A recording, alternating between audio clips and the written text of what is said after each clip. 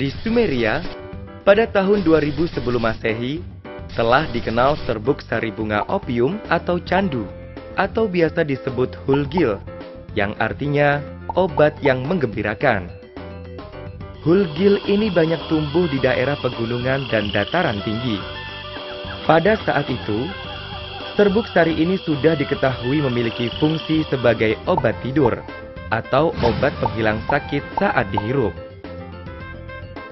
Orang zaman dahulu pun menggunakan serbuk sari ini sebagai obat bius bagi seorang yang mengalami luka serius agar dia tidak merasa sakit saat diobati, dan juga digunakan sebagai obat tidur. Selain itu, serbuk sari bunga opium ini juga digunakan sebagai racun untuk berburu, karena bisa membuat sang mangsa tertidur. Di India dan Persia, candu diperkenalkan oleh Alexander Agung pada 330 sebelum Masehi. Candu ini digunakan untuk bumbu masakan yang bertujuan untuk relaksasi. Mengapa menyalahgunakan narkoba itu berbahaya?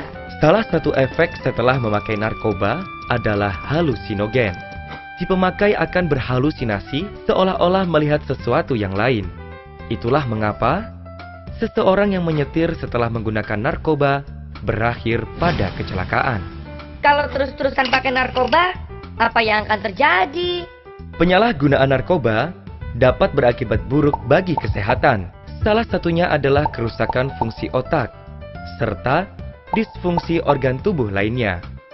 Jika kita menengok ke belakang, pada masa Orde Baru, penyalahgunaan narkoba sudah menjadi permasalahan yang serius dan semakin meningkat tiap tahunnya, hingga pada akhirnya meledak dengan dibarengi krisis mata uang regional pada pertengahan tahun 1997.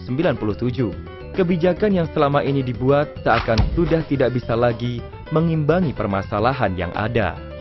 Pemerintah dan Dewan Perwakilan Rakyat Republik Indonesia (DPR RI) mengesahkan Undang-Undang Nomor 5 Tahun 1997 tentang psikotropika dan Undang-Undang Nomor 22 Tahun 1997 tentang narkotika.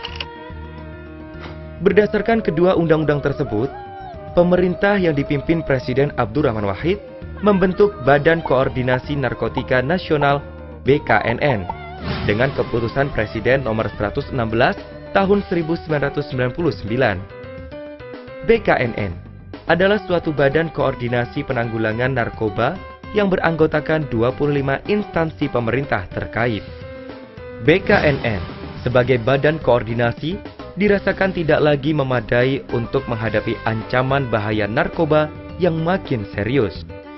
Oleh karenanya, berdasarkan keputusan Presiden Nomor 17 Tahun 2002 tentang BNN, maka ketetapan MPR RI Nomor 6/MPR/2002 melalui Sidang Umum MPR RI tahun 2002 telah merekomendasikan kepada DPR RI dan Presiden RI untuk melakukan perubahan atas Undang-Undang Nomor 22 Tahun 1997 tentang narkotika.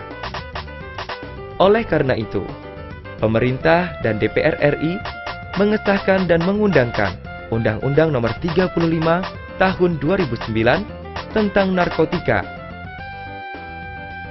Maka BNN memiliki 4 pilar utama, yaitu pencegahan, pemberdayaan masyarakat, rehabilitasi, dan pemberantasan.